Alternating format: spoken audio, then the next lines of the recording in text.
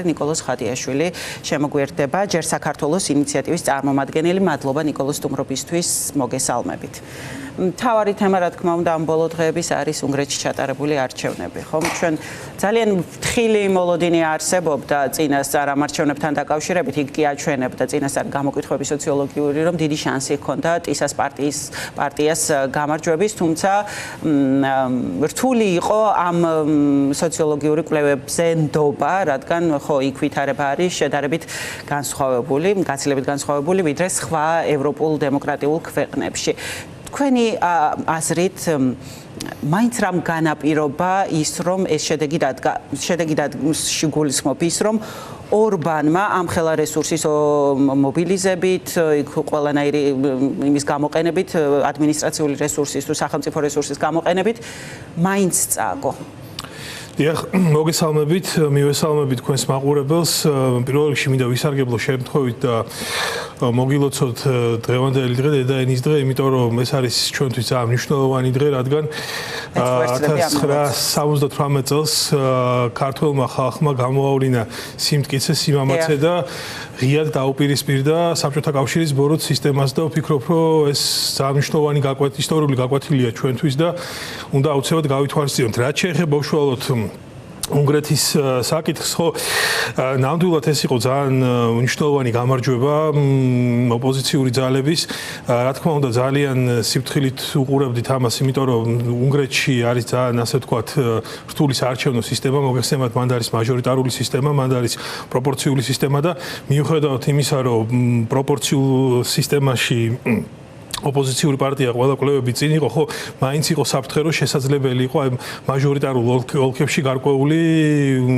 წარმატება მიაღწია ორბანის პარტიას, თუმცა საბოლოო ჯამში მოხდა ის, რაც მოხდა, დაიდო ის შედეგი და პირველ რიგში ეს არის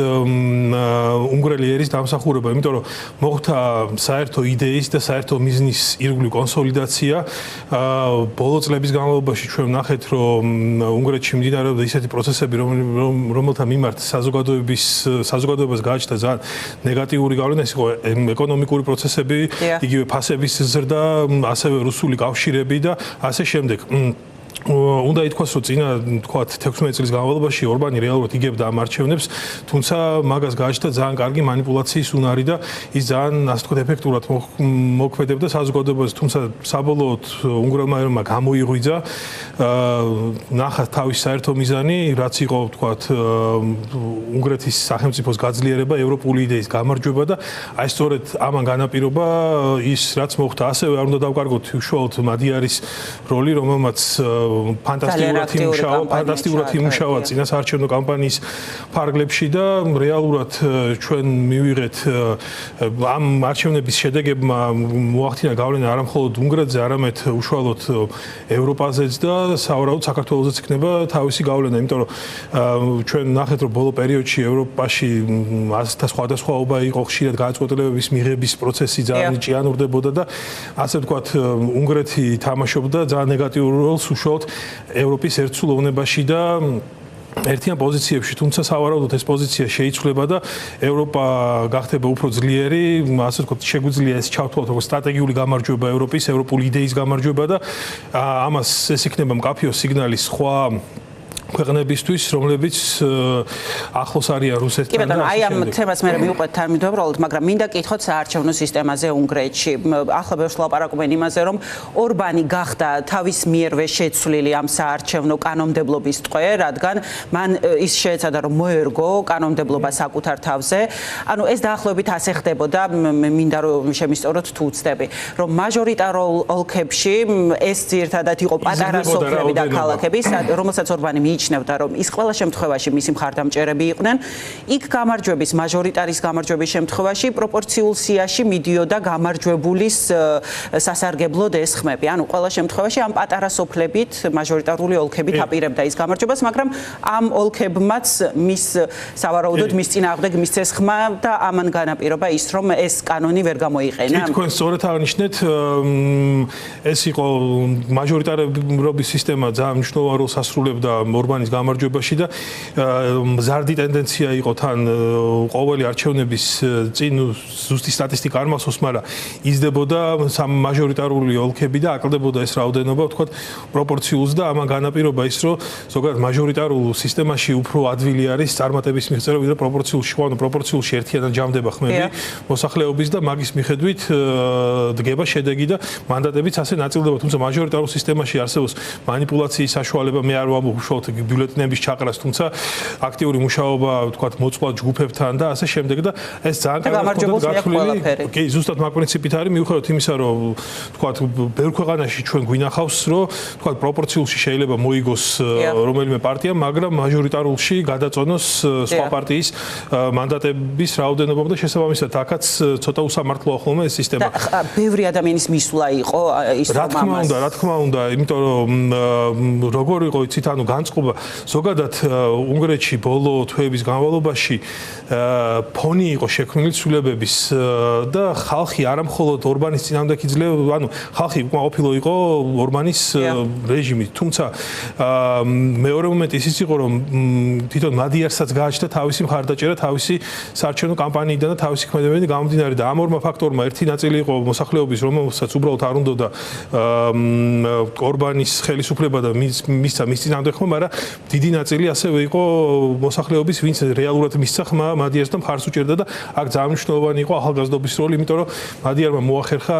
ახალგაზრდობის აკუმულაცია და საარჩევნო უბნებთან მათი მისვლა, იმიტომ რომ წლების განმავლობაში ჩვენ ხედავდით, რომ შედარებით პასიურობდნენ ახალგაზრდები იგივე არჩევნებში მონაწილეობის გულით, თუმცა ეს ტალღა აგორდა ნელ-ნელა ძალიან დიდი მუშაობა ჩაიდო ამ პროცესში და საბოლოო შედეგიც ის კუნძულები პატარა სოფლებში, სადაც ჩართო ახალგაზრდები ამ კამპანიაში, სადაც და აქ ყველაზე მნიშვნელოვანი ფაქტორი არის ის, რომ მიუხედავად რუსეთის მხარდაჭერისა და ამერიკის პირდაპირ მხარდაჭერისა ორბანის რეჟიმის მიმართ, საბოლოოდ ხალხის კონსოლიდაცია იმ დონემდე მოხდა, რომ აი ეს იდეა და ეს ცვლილებების სურვილი იმდენად დიდი იყო, რომ ერთი მხრივ გაიზარდა უშუალოდ ეს აქტივობა, ძალიან მაღალი იყო, ისტორიული მაქსიმუმი იყო, მე მგონი აქტივობის და მეორე მხრივ ეს ცვლილებების სურვილმა განაპირობა ის, რომ ხალხი გამოცხადდა საარჩევნო უბნებზე, დააფიქსირა თავისი პოზიცია და უკვე ამ პირობებში შეუძლებელი იყო რაიმე სახის манипуляცია, ну, რა თქმა უნდა, მან ჩარევებზე იყო საუბარი რუსეთის მხრიდან, რუსულ სპეცსამსახურების მხრიდან, მაგრამ ვერ მოხდა მაინც ხალხის ნებამ გადაწონა, ასე ვთქვათ. აი, თქვენ ხო ახსენეთ ამერიკაზე და რუსეთზე მინდა, ну, რუსეთის იქ მხარდაჭერა გასაგებია, ის შედარებით დაფარული ფორმით ხდება, მაგრამ ძალიან ღიად ამერიკის შეერთებული შტატების პრეზიდენტმა გამოუცხადა მხარდაჭერა, ვიცე-პრეზიდენტი გააგზავნა იქ უნგრეთში ჩავიდა. ხო, რატომ ვერ გახდა ეს ფაქტორი თქვენი აზრით? ну, ხალხის სურვილი იმდენად, ასე ვთქვათ, ძლიერი იყო ამ ცვლილებების მიმართ და იმდენად ხალხი გადაიღალა 16 წელი ერთი და იგივე ხელისუფლების ყურების მხრივ და მეორე მხრივ მადიარის ეფექტურმა კამპანიამ, ხო, ანუ ერთობლიობაში ამ ყველა ფაქტორმა განაპირობა ეს გამარჯვება, ასევე უნგრელი ხალხი ძალიან ნეგატიურად აღიქვავდა რუსეთთან ახლო კავშირებს და ეგეც ერთ-ერთი მნიშვნელოვანი ფაქტორი გახდა ორბანის წაგების. ჩვენ ასე ვნახეთ მედიაში გავრცელებული ჩანაწერები, სადაც საგარეო საქმეთა სამინისტრო ლავროვთან და ორბანი პუტინთან რაღაცა დავალებების შესრულებას პირდება. და ეგეც გახდა მნიშვნელოვანი ფაქტორი, იმიტომ რომ უნგრელი ხალხი ძალიან კარგად აცნობიერებს თავის, ასე ვთქვათ, იგივე იდენტობას, იგივე ისინი ხედავენ თავის თავს, როგორც ვთქვათ, ქვეყნის თანამესაკუთრეები და ძალიან განვითარებულია ეს ერის კულტურა მათ ქვეყანაში და გადაწყვიტა ხალხმა, რომ აეღოთ სადავეები თავის ხელში და ამ იდეით შეპრობილებმა საგარეო საქმეთა მინისტრი პირველ პრესკონფერენციაზე ახსენა მადიარმა ხომ სიარტო, რომლის ჩანაწერი ლავროვთან გავრცელდა და რომელიც იქ რაღაც სთხოვდა თუ დავალებას აძლევდა და ეს პირდებოდა, რომ ის სასარგებლოდ ევროკავშირში ამ საქმეს მოაგვარებდა. ახლა ის თქვენი აზრით რატო გამოიკვეთა პირველივე ეტაპზე ის ფიგურა, სიარტოს ფიგურა და მისი პასუხისმგებლობის საკითხით შეიძლება დადგეს, რომ იმიტომ რომ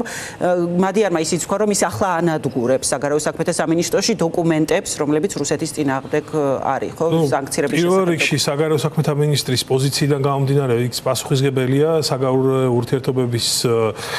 ასე ვთქვათ, წაყვანაზე არაერთხელ იყო ხსენებული სიარტოს სახელი რუსეთთან მჭიდრო კავშირებში და ну ის რა თქმა უნდა ის ფირიც მნიშვნელოვანი მტკიცებული ღირებულება არის ამ კავშირების კონტექსტში. შესაბამისად, შესაძლოა სხვა დამადასტურებელი ფაქტებიც არსებობდეს სიარტოს კავშირებზე რუსეთთან დაკავშირებით და ალბათ ამ ინფორმაციაზე დაფუძნებით უკვე ასეთი მესიჯები იქნა გაჟღერებული გამარჯვებული პარტიის მხრიდან. მას მექანიზმები აქვს თქვენი აზრით რომ მართლა გაანადგუროს სახელმწიფო დოკუმენტები და რამდენად ადვილი იქნება ამისი მოკვლევა მერე? მე ვფიქრობ, რომ დიდი ალბათობით ასეთ სიტუაციაში, როდესაც უკვე საგრძნობია რეჟიმის ცვლილება ხოლმე და ეს საზოგადოებაში უკვე ეს აღქმა ძალიან ძლიერად არის წარმოდგენილი, ხო ამ სიტუაციაში მე არ გამოვრიცხავ, რომ რაღაც დოკუმენტები გაჟონილიც იყოს, უშუალოდ მადიარის ხელშიც იყოს კონკრეტული დოკუმენტები, თუმცა ინსტიტუციური მეხსიერებაც არსებობს სამინისტროში და მე ვფიქრობ, რომ თუ ამის პოლიტიკური ნება იქნება, არ იქნება პრობლემა, რომ ეს ყველა დოკუმენტი რაღაც მოპოვებული იქნას ან რაღაც დონეზე აღდგეს ან სხვა ფორმით იქნას. კი ბატონო, აი ევროკავშირზე უნდა კითხოთ ისევ. გუშინ ვნახეთ ჩვენ ევროპელი ლიდერის კომენტარები, განცხადებები, რომლებიც შეიძლება ითქვას, რომ მადიარზე უფრო მეტად იყვნენ გახარებული მისი არჩევით, ხო? მიგ ტუსკის ვიდეოს ვნახეთ, როგორ ულოცავდა ის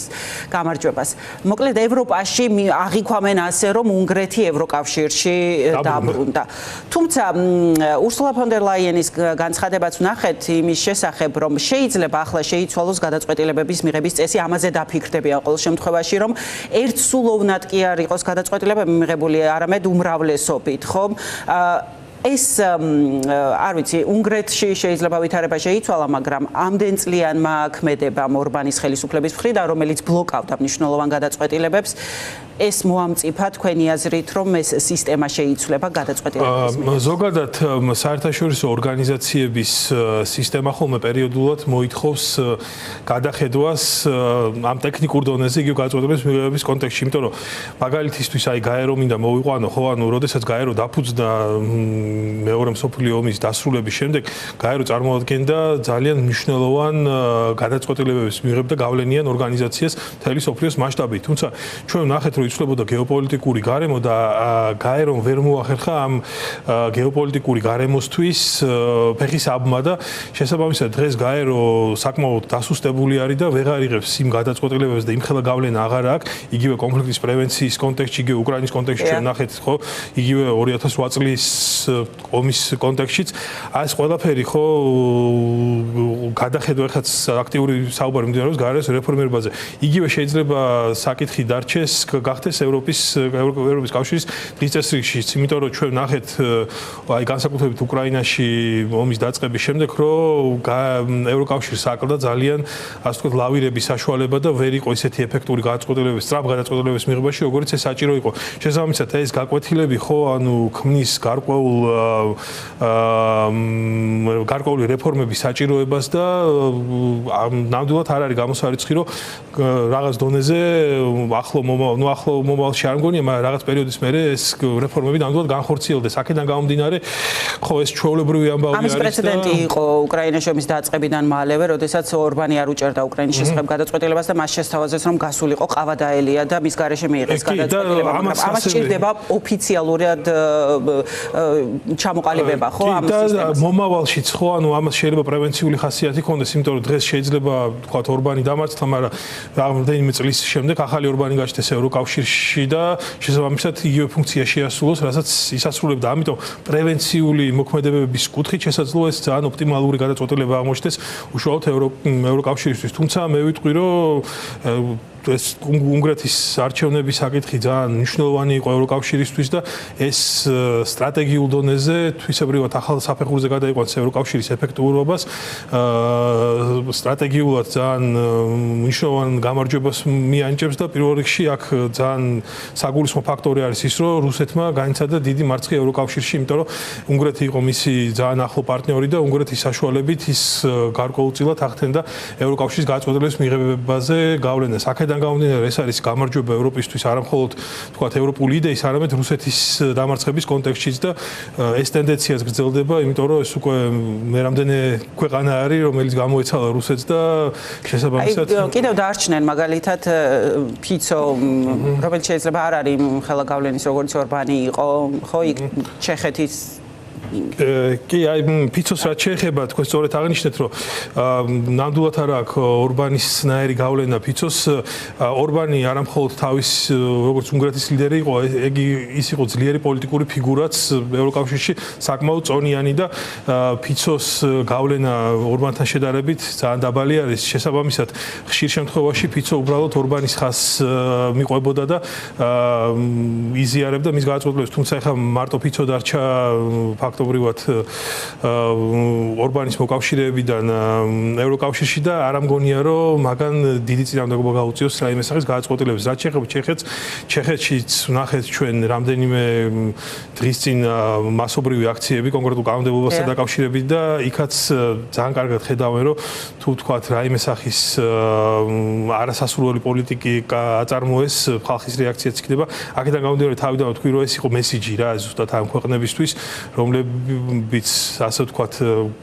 ევროკავშირის პოზიციას ბოლომდე არ იზიარებენ ხოლმე რომ აი ორბანი დამარცხდა და შესაძლოა ისინიც შემდეგი იყვნენ თუ არ იმოქმედებენ ეროვნული ინტერესებიდან გამომდინარე. ეს კენჭისყრის სისტემა, ერთსულოვანი სისტემა, ხო ერთგვარი ბარიერი იყო საქართველოს შემთხვევაშიც. გარდა იმისა, რომ უკრაინისთვის 90 მილიარდი ევროს გამოყოფას, სესხის გამოყოფას ბლოკავდა ორბანი და ახლა ახალ პრემიერი ვინც გახდება, იმას ევროკავშირმა მნიშვნელოვანი პირობები წაუყენა და პირველ რიგში ეს არის, რომ უნდა მოხსნას ეს ვეტო. ხო, საქართველოსთან დაკავშირებითაც ძალიან დიდი როლი ჰქონდა ხოლმე უნგრეთის პოზიციას, იმიტომ რომ ის სლოვაკეთთან ერთად ბლოკავდა სანქციების შესახებ გადაწყვეტილებას. არ ვიცი, თქვენ თუ ელოდებით, რომ ამ თვალსაზრისით შეიძლება გადაიხედოს პოზიცია თუნდაც უნგრეთის ახალი ხელმძღვანელობის ჩართულობით და ზოგადად როგორ დამოკიდებულებას ელით ახალი პრემიერის პირობებში საქართველოს. ზოგადად საქართველოს-უნგრეთის ურთიერთობები ყოველთვის იყო ძალიან თბილი, ახლო, მეგობრული, ქართველი და უნგრელი ხალხი ყოველთვის ძალიან აქტიურად თანამშრომლობდნენ ხოლმე. მთავრობების დონეზეც იყო ძალიან კარგი თანამშრომლობა, იგივე წინა ხელისუფლების პერიოდში ორბანი იცით თუ არ ჩაუგდიათ უნგრეთში რო არ ხო, ნაციონალური მოძრაობის ხელისუფლების პირობებში ძალიან ახლო კავშირები ჰქონდათ ჩვენ ხელისუფლებასთან, თუმცა დღეს არსებული მთავრობის მხრიდან მე ვფიქრობ, რომ გარკვეული გადახედვა მოხდება და ასევე მნიშვნელოვანია, რომ მადიარის პარტია არის ყველაზე დიდი ევროპული გაერთიანების IBP-ის წევრი და შესაბამისად ეს მნიშვნელოვანი ფაქტორია საქართველოს კონტექსტში, იმიტომ რომ IBP-ის პოზიცია, ვიცით ჩვენ რა პოზიცია აქვს და სავარაუდოდ ის გააგრძელებს და გაიზიარებს IBP-ის პოზიციას და შესაძლოა ამ სანქციების კონტექსტში შეცვალოს პოზიცია. რაც კრიტიკულია ხოლმე IBP ქართულების ხელისუფლების. თუ თქვა უნგრეთის პოზიცია შეიცვლება, მე ვფიქრობ, რომ სლოვაკეთი დიდ წინააღმდეგობას შეიძლება წინააღმდეგობა იყოს, მაგრამ ისე დიდ წინააღმდეგობას როგორცაც თქვა უნგრეთი აკეთებდა, ეს არ გააკეთოს. დიდი მადლობა სტუმრობისთვის. ნიკოლოზ ხატიაშვილი იყო ჩვენი სტუმარი, ჯერ საქართველოს ინიციატივის დამფუძნებელი დიპლომატი და შემდეგ სტუმართან უნდა გავაგრძელოთ